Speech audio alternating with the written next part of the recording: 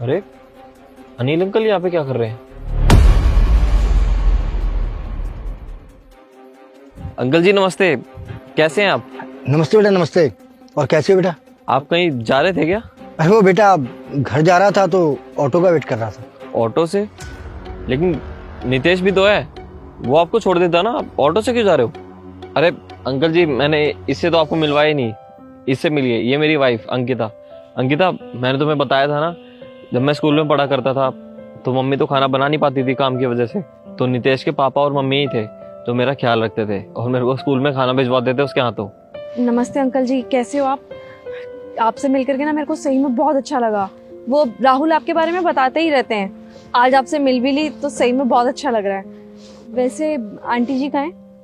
अब आंटी जी तो है नहीं, बस अंकल ही हैं, लेकिन उन्होंने भी मेरा बहुत ख्याल रखा है। खैर छोड़िए, आप एक काम कीजिए, आप मेरे साथ चलिए, आ जाइए। अरे नहीं बेटा, तुम क्यों तकलीफ कर रहे हो? मैं चला जाऊंगा ऑटो करके। अरे अंकल जी, ये कैसी बात कर रहे हो आप? इसमें परेशानी वाली कौन सी बात है? मेरे होते हुए आप ऑटो में जाएंगे, ऐसा थोड़ी हो सकता है। चलिए मेरे साथ चलिए आप। राहुल चलते हैं ना, यहाँ पे खड़े होकर के कब तक बात करेंगे?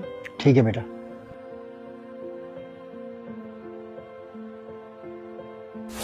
बस बेटा यही रुक दो।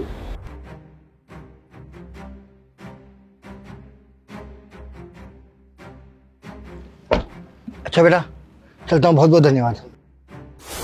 अंकल यहाँ रहते हैं आप? ये तो वृद्धाश्रम है।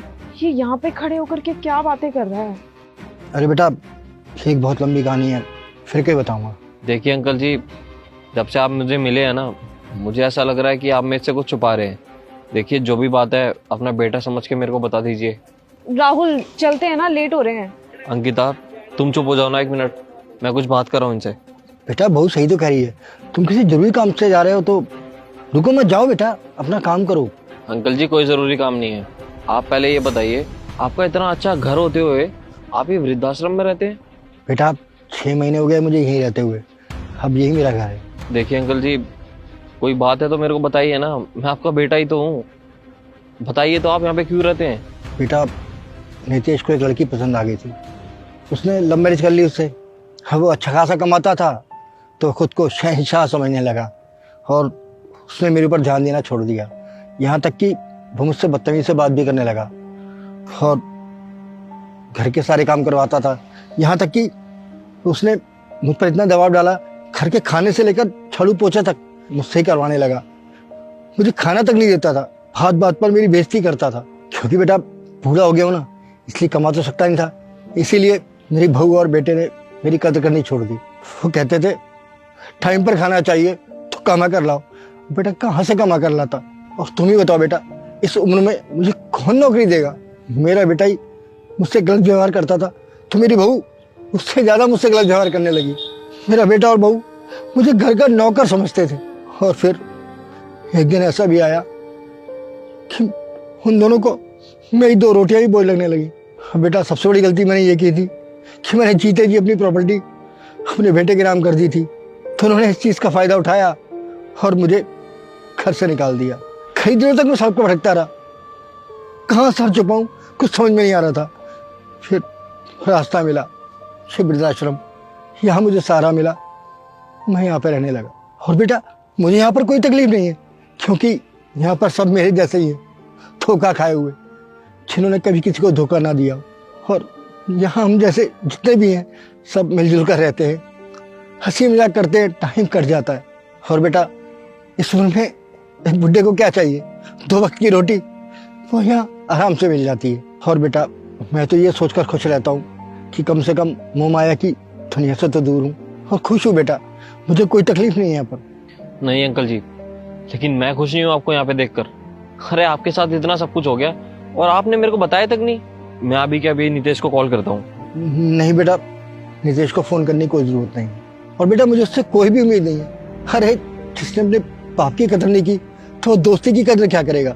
मैं खुश हूँ बेटा, मेरी चिंता मत करो, तुम जाओ अपना काम निपटाओ। देखिए अंकल जी, आप अपना दिल छोटा मत कीजिए, नितेश ने आपके साथ बहुत बुरा किया है। नितेश को अपना दोस्त बोलते हुए मेरे को शर्म आ रही है अंकल जी। उसने आपके साथ ऐसा किया, मैं कभी उम्मीद भी नहीं कर सकता था उससे। अरे कोई अपने पापा के साथ ऐसा कैसे कर सकता है? शादी के बाद इतना बदल जाता है इंसान। लेकिन बस अंकल जी, आपको यहाँ पे रहने की कोई जरूरत नहीं है, आप मेरे साथ मेरे घर पे चलिए चलिए। नहीं नहीं बेटा, मैं तुम दोनों के साथ कैसे आ सकता हूँ?